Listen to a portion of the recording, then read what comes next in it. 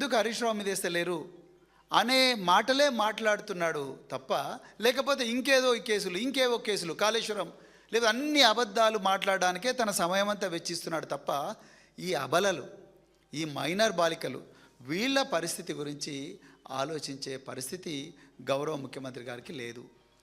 అందువల్లనే మేము ఇలా, మరి మీరు ఐపీఎస్ ఆఫీసర్లు, ముఖ్యమంత్రికి ఎట్లాగూ లేదు, హోంమంత్రికి ఎట్లాగూ లేదు, మరి ఐపీఎస్ ఆఫీసర్స్ మరి మీరన్నా చూడాలి కదా,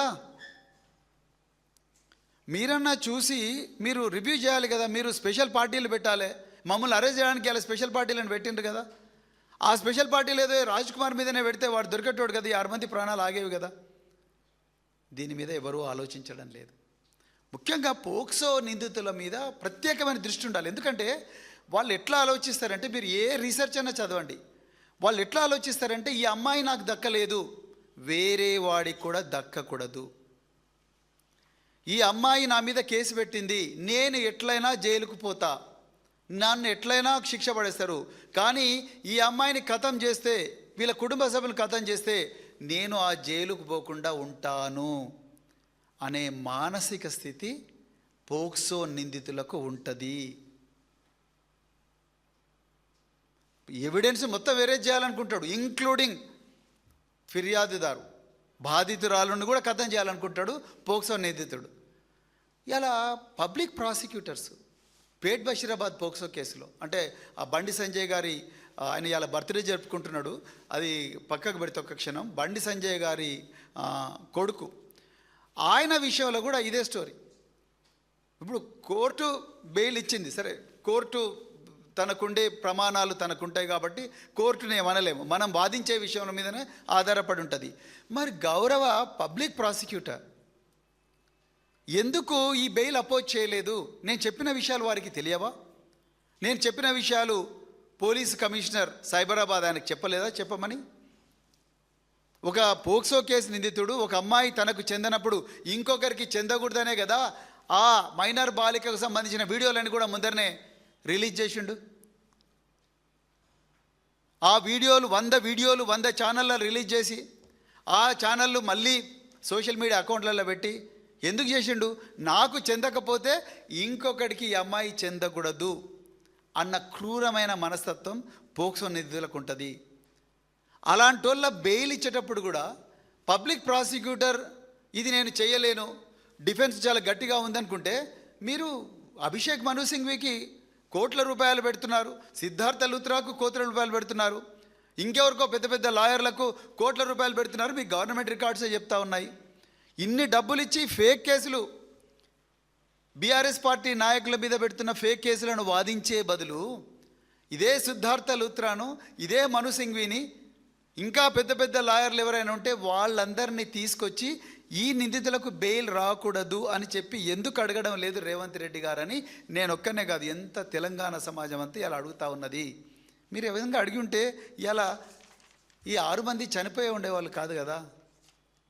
మనకైనా వర్తిస్తుంది, ఎవరికైనా వర్తిస్తుంది. ఇది మన ఇళ్ళల్లో కూడా అమ్మాయిలు ఉన్నారు, మన ఇళ్ళల్లో కూడా మహిళలు ఉన్నారు, మనకు కూడా పిల్లలు ఉన్నారు, వాళ్ళకు కూడా ఒక మనస్తత్వం ఉంటుంది, వాళ్ళకు కూడా ఒక జీవితం ఉంటుంది. మరి అంత పెద్ద పెద్ద లాయర్లను తీసుకొస్తే ఈరోజు బెయిల్ వచ్చేది కాదు కదా. ఎంతసేపు నిందితులను కాపాడే ప్రయత్నమే ఈ ప్రభుత్వం చేస్తుంది. అదే మేము చెప్పాలనుకుంటున్నాం. ఇంటరిం బెయిల్ ఇచ్చిండ్రు ఆ పిల్లగానికి, 5 రోజులు సీక్రెట్గా బెయిల్ ఇచ్చిండ్రు. అయితే సీక్రెట్గా బెయిల్ ఇవ్వాల్సిన అవసరం ఏముంది? ఓ ఎగ్జామ్ జైల్లో పెట్టవచ్చు కదా. సీక్రెట్గా బెయిల్ ఇవ్వాల్సిన అవసరం ఏమున్నది? దాని మీద ఎక్కడ కూడా ఆన్సర్ లేదు. అందుకొరకే వాళ్ళు ఇవాళ తల్లి బిడ్డ ఇద్దరు మాకు ఫోన్ చేసి ఏడుస్తూ ఉన్న, భయం అవుతుంది సార్ వీళ్ళు మమ్మల్ని ఏం చేస్తారో.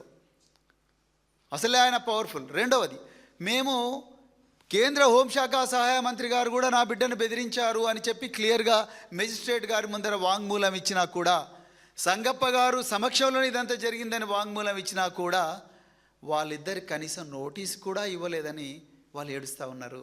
వాళ్ళ బాధ ఎవరినాలే? ఎందుకు సీతక్క గారు వాళ్ళ దగ్గరికి వెళ్ళలేదు? ఎందుకు కొండా సురేఖ గారు వెళ్ళలేదు? ఎందుకు మహిళా డీజీలు వాళ్ళ ఇంటికి వెళ్ళలేదు? ఎందుకు గౌరవ ముఖ్యమంత్రి నేను కాపాడుకుంటా అని వేట్యూ న్యూస్ లైవ్లో చెప్పినావు కదా, మరి ఎందుకు మీరు వాళ్ళ ఇంటికి వెళ్ళలేదు? కనీసం ఫోన్ కాల్ అయినా చేసి ఎందుకు మీరు మాట్లాడలేదు? ఈ రెండింటికి ప్యారలల్ ఉంది. ఇప్పుడు ఈ ఎఫ్ఐఆర్ ఇది పేట్ బషీరాబాద్ ఎఫ్ఐఆర్, ఇది షాబాద్ ఎఫ్ఐఆర్. ఈ రెండు సేమ్. ఈ రెండు చోట్ల కూడా మైనర్ బాలిక వయసు 17 సంవత్సరాలు. రెండిట్లలో కూడా బెయిలబుల్ సెక్షన్సే పెట్టిండ్రు. ఆనాడు మేము పోరాడితే అది నాన్ బెయిలబుల్ సెక్షన్స్ వచ్చింది. కానీ ఈ అమ్మాయికి అవకాశమే లేకుండా పోయింది. పోలీసు వాళ్ళు తెలిసి నిందితుని వదిలేసింది. ఇప్పుడు ఆయన చెప్తున్నాడు వాళ్ళ మామ, మేము మా కళ్ళ ముందరనే తిరుగుతున్నాడు సార్, దయచేసి వాడిని పట్టుకోండి అంటే అప్పుడు బూజు దులిపి ఆ ఎఫ్ఐఆర్ తీశారు. మరి మీ క్రైమ్ రివ్యూ మీటింగ్లు ఎక్కడ పోయినాయి? పొద్దున్నే 1-2 గంటలు టెలికాన్ఫరెన్స్ పెడతారుగా మీరు, సెట్ కాన్ఫరెన్స్ అంటారు. ఈ టెలికాన్ఫరెన్స్లో ఈ క్రైమ్ నెంబర్ 211/2026 మీద ఏమైంది, అక్యూజ్డ్ ఎందుకు దొరకలేదు, వాడు బెయిల్ తీసుకొని ఎట్లొస్తాడు, మనం ఎందుకు అరెస్ట్ చేయడం లేదు అని చెప్పి ఎందుకు మనం అడగడం లేదు? వాడిని మే 16 నాడు ఈ అమ్మాయి కంప్లైంట్ ఇస్తుంది. వాళ్ళ అమ్మ మే 16 నాడు కేసు నమోదు చేస్తారు. జూన్ 12 నాడు వానికి రంగారెడ్డి కోర్టుల యాంటిసిపేటరీ బెయిల్ వస్తుంది. తర్వాత జూన్ 16 నాడు షాబాద్ పోలీస్ స్టేషన్లో లొంగిపోతాడు. ఇలా జూలైలో ఇవాళ ఎంత డేట్? జూలై 11 కదా. జూలై 10 నాడు రాత్రి 11 గంటలకు 6 మందిని మర్డర్ చేస్తాడు. దీనికి మనం బాధ్యులం కామా? ఈ ప్రభుత్వం బాధ్యురాలు కాదా? ఈ ప్రభుత్వానికి బాధ్యత లేదా? ఇదంతా కూడా ఈ ప్రభుత్వ నిర్లక్ష్యం వల్లనే జరిగింది అని మేము అంటున్నాం. అందుకొరకు మేము మళ్ళీ చెప్తున్నాం. అలాగే నిన్న హైకోర్టులో జరిగిన వాదనలో కూడా ఈ పబ్లిక్ ప్రాసిక్యూటర్ ఏమంటాడు, సో మొత్తం ఇన్వెస్టిగేషన్ కంప్లీట్ అయిపోయింది, ఇంక చేసేది ఏం లేదు, ఎవిడెన్స్ కూడా అంత అయిపోయింది, సో అందుకొరకు ఇంక చేసేది ఏం లేదు, ఇంకా అతనికి బెయిల్ ఇవ్వచ్చు అన్నట్టుగా దీంట్లో ఆయన పబ్లిక్ ప్రాసిక్యూటరు దీంట్లో రాసిండు. ఎక్కడైపోయిందండి? బండి సంజయ్ ఎందుకు ఇంకా ఎగ్జామిన్ చేయలే? సంగప్పని ఎందుకు ఎగ్జామిన్ చేయాలి ఇంతవరకు? ఎట్లయిపోతుంది? ఆ అమ్మాయి మైనర్ బాలిక ఫ్రెండ్స్ ఉంటారుగా, మరి వాళ్ళు కూడా ఎగ్జామిన్ చేయాలిగా, వాళ్ళు కూడా ఎందుకు ఎగ్జామిన్ చేయాలి? మరి ఎక్కడ పోయింది ఆయన మొబైల్ ఫోన్? ఎందుకు దొరకలేదు మొబైల్ ఫోన్లో ఏం డేటా దొరికింది? వీటన్నిటికీ మీ దగ్గర ఆన్సర్ లేదు. ఎంతసేపు ఒక ఆరాటం, ఎట్లన చేసి నా సొంత మిత్రుడు, నా ప్రాణమిత్రుడు సంజయ్, ఆయన కళ్ళలో ఆనందం చూడాలి, అదే మీ గోల్ ఉన్నది. అట్లనే ఇక్కడ కూడా అంతే. లేకపోతే ఆ పోక్సో నిందితుని వాడిని పట్టుకుంటే ఇవాళ ఈ మహిళ బతుకుండేది కదా. ఈమెతో పాటు చిన్నారి పిల్లలు 2 సంవత్సరాలు 3 సంవత్సరాల పిల్లలు కూడా బతుకుండేవాళ్ళు. సో ఇవాళ మేము మళ్ళీ డిమాండ్ చేస్తున్నాం. మేమేం డిమాండ్ చేస్తున్నామంటే అర్జెంటుగా రేవంత్ రెడ్డి మీరు రాజీనామా చేయాలి హోంశాఖ మంత్రిగా. మీ వల్ల కాదు ఇది. రెండవది, ఇందులో కేవలం ఎస్ఐని సస్పెండ్ చేసి చేతులు దులుపుకున్నారు. రాంగ్. ఎస్ఐకి ఎంత పాత్ర ఉన్నదో సిఐకి కూడా అంతే పాత్ర ఉన్నది. సిఐకి ఎంత పాత్ర ఉన్నదో వాళ్ళ ఉన్నతాధికారులకు కూడా అంతే పాత్ర ఉన్నది. ఎందుకు అంటున్నా అంటే, ఉన్నతాధికారులు మీరు రివ్యూ ఏం చేసిండ్రు? ఇలా క్రైమ్ అయ్యి 55 రోజులు అవుతుంది, మీరు ఏం రివ్యూ చేసిండ్రు? మీరు ఏం ఇన్స్ట్రక్షన్స్ ఇచ్చిండ్రు? మీరు జీడీలలో ఏం రాసిండ్రు? కేసు డైరీలో ఏం రాసిండ్రు? ఇలా ప్రజల ముందర పెట్టుర్రి, దాని మీద ఎంక్వైరీ చేయండి. నిజంగా అందులో ఐపీఎస్ ఆఫీసర్లు ఉంటే వాళ్ళని కూడా సస్పెండ్ చేయండి. ఏం వెస్ట్ బెంగాల్లో చేయలేదా ఇప్పుడున్న ప్రభుత్వం? ఆర్జీ కోర్లో రేప్ అండ్ మర్డర్ జరిగితే 3 ఐపీఎస్ ఆఫీసర్ని సస్పెండ్ చేసిండ్రు. ఇలా కూడా చేయండి. మమ్మల్ని అరెస్ట్ చేయడానికి ఇన్ని ఆపరేషన్లు పెట్టి ఎన్ఎస్జీ కమాండోలను పెట్టి మమ్మల్ని అరెస్ట్ చేసిందిగా, నన్ను, సబితాయింద్ర రెడ్డి గారిని, సత్యవతి రాథోడ్ గారిని, నరేందర్ రెడ్డిని. ఇప్పుడు వారిని ఎందుకు అరెస్ట్ చేయలేదు? రాజ్ కుమార్ను. మీ తప్పు కాదా అది? మా మీద టెలిఫోన్లు ట్యాప్ చేస్తారు, మా మీద ఇంటెలిజెన్స్ నిఘా పెడతారు, ఇన్ని చేస్తారు.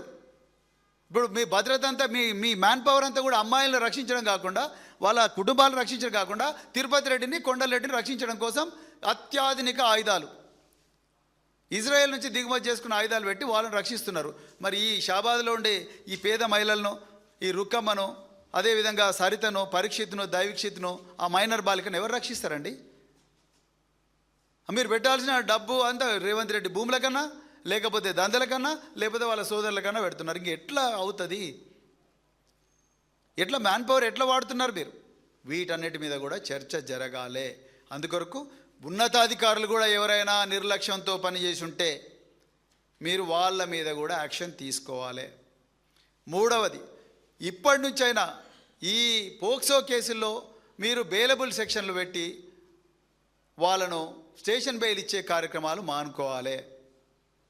అర్జెంటుగా పోక్సో కేసు వచ్చిందంటే మైనర్ బాలికలకు ఏం కల్వశం తెలియదు, బాలికలు కానీ బాలురు కానీ.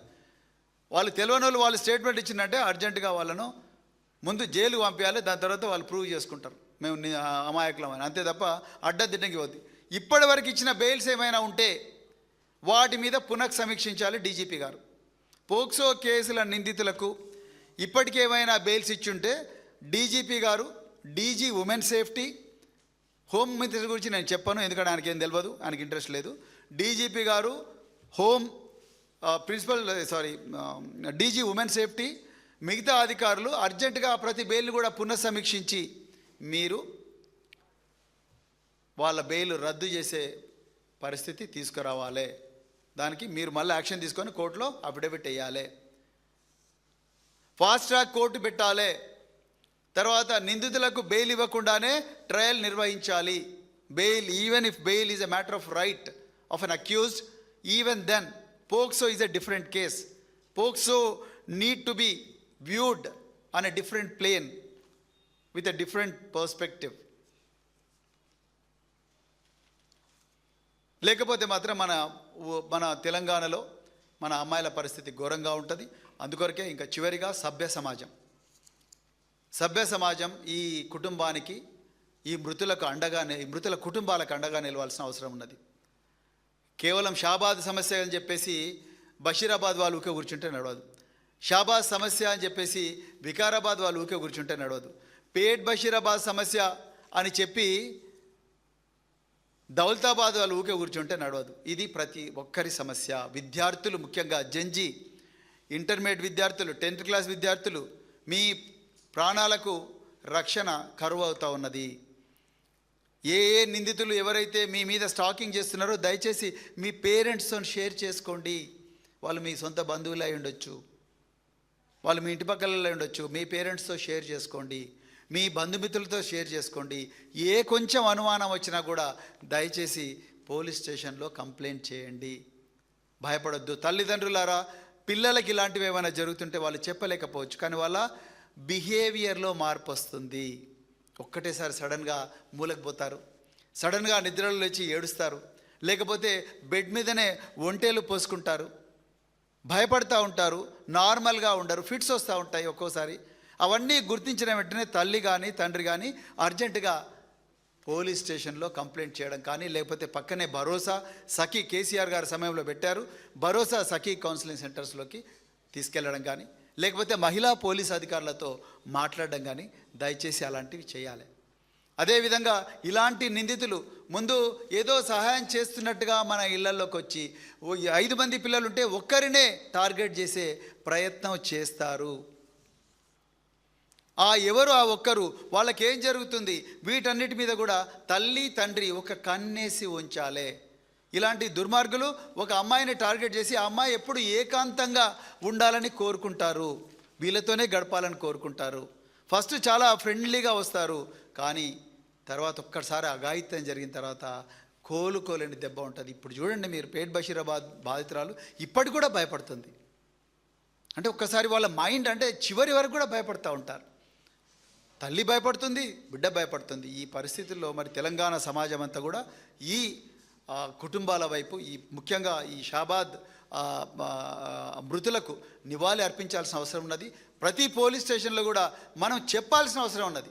మేము ఏ కంప్లైంట్ ఇచ్చినా దాన్ని ముఖ్యమంత్రి లేకపోతే రాజకీయాలకు అతీతంగా, హోంమంత్రి రాజకీయాలకు అతీతంగా, కులాలకు అతీతంగా, మతాలకు అతీతంగా ఆ కేసును త్వరితగతిన అత్యంత శ్రద్ధతోని దర్యాప్తు చేయాల్సిన అవసరం ఉన్నది అని చెప్పి తెలంగాణ సమాజం అంతా కూడా పోలీసులను అడగాల్సిన అవసరం ఉన్నది. తెలంగాణ సమాజం అంతా కూడా ఏమీ పట్టించుకోకుండా హోంశాఖను తన దగ్గరే పెట్టుకొని, మిగతా శాఖలను కూడా తన దగ్గరే పెట్టుకొని ఈ ప్రతిపక్ష పార్టీల మీదనే ఉక్కుపాదం మోపుతూ ప్రతిపక్ష పార్టీలను మరి ఇబ్బంది పెట్టాలని, ముప్పు తిప్పలు పెట్టాలని ఫేక్ కేసులు పెట్టి చేస్తున్న ఈ ముఖ్యమంత్రి, హోంమంత్రికి తెలంగాణ సమాజం అంతా కూడా వాళ్ళను ఇతన్ని ప్రశ్న అడగాల్సిన అవసరం ఉన్నది. నీకు అధికారం ఇచ్చింది ఇలా జులాయిగా తిరగడం కోసమేనా? నీకు అధికారం ఇచ్చింది ఆకతాయిల్లాగా తిరగడం కోసమేనా? నీకు అధికారం ఇచ్చింది దుర్భాషలు ఆడడం కోసమేనా? నీకు అధికారం ఇచ్చింది మా ప్రాణాలు రక్షించడం కోసం కదా. నీకు అధికారం ఇచ్చింది మా ధన మాన ప్రాణాలు రక్షించడం కోసం కదా. నీకు అధికారం ఇచ్చింది పోలీసు కమాండ్ అండ్ కంట్రోల్ సెంటర్లో కూర్చొని మా కుటుంబాలను రక్షించడానికి, కానీ మీ ఆస్తులను రక్షించుకోవడం కోసం కాదు, మీ దందాలను చేసుకోవడం కోసం కాదని అడగాల్సిన అవసరం ఉన్నది. నీకు అధికారం ఇచ్చింది నీ తమ్ములను వాళ్ళకు అత్యాధునిక ఆయుధాలు ఇచ్చి కాపాడుకోవడం కోసం కాదు, ఇలాంటి మహిళలు చిన్న పిల్లలను కాపాడుకోవడం కోసం అని చెప్పి తెలంగాణ సమాజం అడగాల్సిన అవసరం ఉందని చెప్తూ మరొక్కసారి మరి అదేవిధంగా ఈ పేట్ బషీరాబాద్ బాధితులు ఎవరైతే ఉన్నారో మరి ఆ తల్లి ఆ బిడ్డ ఇప్పుడు భయాందోళనలో ఉన్నారు. ఈ ముఖ్యంగా ఈ షాబాదు మర్డర్ అయిన తర్వాత ఇంకా భయాందోళన ఉన్నారు. వాళ్లకు అర్జెంటుగా రక్షణ కల్పించాల్సిన బాధ్యత తెలంగాణ ప్రభుత్వానిదే. వాళ్లకు చీమ కుట్టినా కూడా తెలంగాణ అగ్నిగుండం అయ్యే ప్రమాదం ఉన్నది. డీజీపీ గారు నేను ప్రత్యేకంగా చెప్తున్నా మీకు, నేను పేట్ బషీరాబాద్ కుటుంబం ఇంకెవరైనా కుటుంబాలు, ముఖ్యంగా పేట్ బషీరాబాద్ ఎందుకు అంటున్నా అంటే మరి ఆ నిందితుడికి ఆ నేర చరిత్ర ఉన్నది కాబట్టి. అదేవిధంగా వాళ్ళ తండ్రి ఈ అమ్మాయి మీదనే కరీంనగర్ 2 టౌన్ పోలీస్ స్టేషన్లో ఒక ఫేక్ కేసు పెట్టించి హనీ ట్రాప్ అనే థియరీ తీసుకొచ్చి వీళ్ళని అరెస్ట్ చేయించే ప్రయత్నం చేసిండు. ఇప్పటికి కూడా ఆ కేసు అట్లనే యాక్టివ్గా ఉన్నది. ఆ కేసు క్లోజ్ చేయలేదు. మరి ముఖ్యమంత్రి గారు ఎందుకు దీని మీద యాక్షన్ తీసుకుంటలేరు? మరి ఆ ఫేక్ కేసు అని తెలుసు కదా ముఖ్యమంత్రికి, ఎందుకు దాన్ని క్లోజ్ చేయడం లేదు? సో ఆ కుటుంబానికి కూడా రక్షణ కల్పించాలని చెప్పేసి భారత రాష్ట్ర సమితి డిమాండ్ చేస్తూ ఉన్నది. మరి మమ్మల్ని అందరినీ కూడా ఈ పార్టీని ఈ మహిళల రక్షణ విషయంలో ముందుకు నడిపిస్తున్న పెద్దలు గౌరవనీయులు మరి తెలంగాణ తొలి ముఖ్యమంత్రి కేసీఆర్ గారికి, అదేవిధంగా వర్కింగ్ ప్రెసిడెంట్ కేటీఆర్ గారికి, మిగతా అందరూ సీనియర్ నాయకులకు హృదయపూర్వక ధన్యవాదాలు తెలుపుతూ మరి ఈరోజు ఇంత ఓపికగా ఈ నిజాలను, ఒళ్ళు గగురు పొడిచే నిజాలను తెలంగాణ ప్రజలకు చాలా ఓపికగా వివరించే ప్రయత్నం చేసిన మీడియా మిత్రులందరూ కూడా హృదయపూర్వక ధన్యవాదాలు చెప్తూ జై తెలంగాణ, జై కేసీఆర్.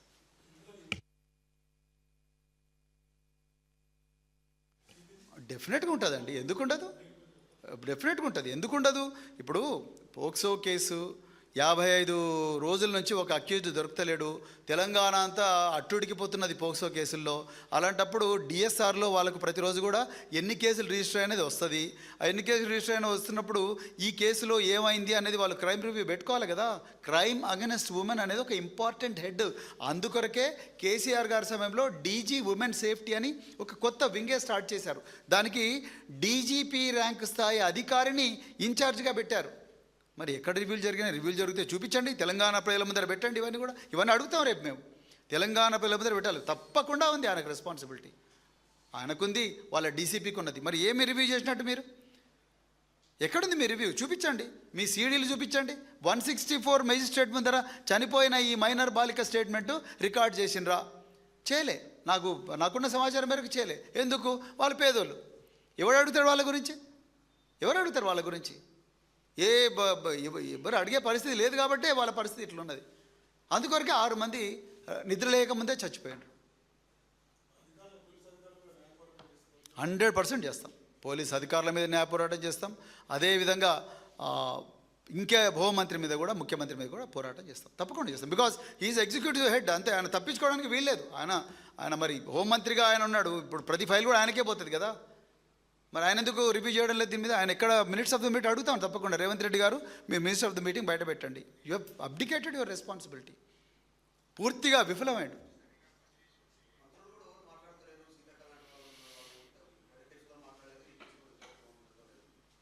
చాలా మంచి ప్రశ్న మధు గారు. నిజంగా మాట్లాడడం లేదు. నాకు కూడా చాలా ఆశ్చర్యం వేస్తుంది. అంటే ఒక మహిళనే కాదు, ఒక అక్క, ఒక చెల్లెలు, ఒక తల్లి, ఒక అత్త, ఒక అమ్మమ్మ, ఇంకా రకరకాల పాత్రలు ఉంటాయి మహిళకు. సో మహిళ నిజంగా ఎవరు మాట్లాడకపోయినా మహిళా మంత్రులైనా మాట్లాడాలి. ఎక్కడ పోయిందండి మహిళా కమిషన్? జాతీయ రాష్ట్ర మహిళా కమిషన్ ఎక్కడ పోయింది? జాతీయ బాలుర commission, state commission for child rights ఎక్కడుంది? అంటే వాళ్ళు నలంద నగర్లో ఏమంటారు, వెంగళరావు నగర్లో పెద్ద ఆఫీస్ పెట్టుకొని అలా కూర్చుంటే అయిపోతుంది ఏసీ రూమ్లలో? ఇవన్నీ రివ్యూ చేయాలిగా, ఇవన్నీ రివ్యూ చేయాలి కదా. మరి పిల్లలకు ఏం జరుగుతుంది, ఏంటి, ఆ కేసు ఏమైంది, ఈ కేసు ఏంటి, అసలు ఈ రాష్ట్రంలో ఎంతమంది మైనర్ బాలికల మీద అత్యాచారాలు జరిగినాయి, దీంట్లో నిందితులు ఎవరెవరు, పోక్సో కేసులైనా ఒక్కరోజైనా ఆ మహిళ మరియు పిల్లల కమిషన్ చైర్పర్సన్ అయిన ఆమె పేరు సీతాదాకర్ రెడ్డి ఎవరు ఉన్నారు, ఆమె ఎప్పుడన్నా పిలిపించి అడిగారా? అడగలేదు. అది కేవలం హోదా, ఏసీ రూము, కారు, పిఎస్ అని అనుకుంటే ఆ ఈక్వేషన్ పనికిరాదు. ఇక్కడ ఎవరి కోసం ఈ ఏసీ రూములు, ఎవరి డబ్బులు ఇవి? ఈ డబ్బులు, ఈ కార్లు ఎక్కడి నుంచి వస్తున్నాయి, ఈ ఏసీ ఎక్కడి నుంచి వస్తుంది, మీకు ఇచ్చే పిఎస్లకు జీతం ఎక్కడి నుంచి వస్తుంది? అరే 6 మంది ప్రాణాలండి, రాత్రి నిద్రలేచే వరకే చచ్చిపోతారు అందరూ. ఇప్పుడు ఈ మహిళ లేదు, ఈమె కంప్లైంట్ ఈ కేసులో, ఇగో షీఈ్ ద కంప్లైంట్, ఆమె పేరు రాయలేదు. సో ఇగో ఎక్స్ అని చాలా క్లియర్గా కంప్లైంట్. ఈరోజు ఈ మహిళ అడగడానికి, నా బిడ్డకి ఏమైందని అడగడానికి ఆ మహిళ లేదు. Now she a dead body, మార్చురీలో విగత జీవిగా అచేతనంగా పడి ఉన్నది. ఎవరు? లక్ష్మి గారు. ఎవరు? ముఖ్యమంత్రి రెస్పాన్సిబుల్ కాదా దీనికి? చాలా అన్యాయం అండి నిజంగా.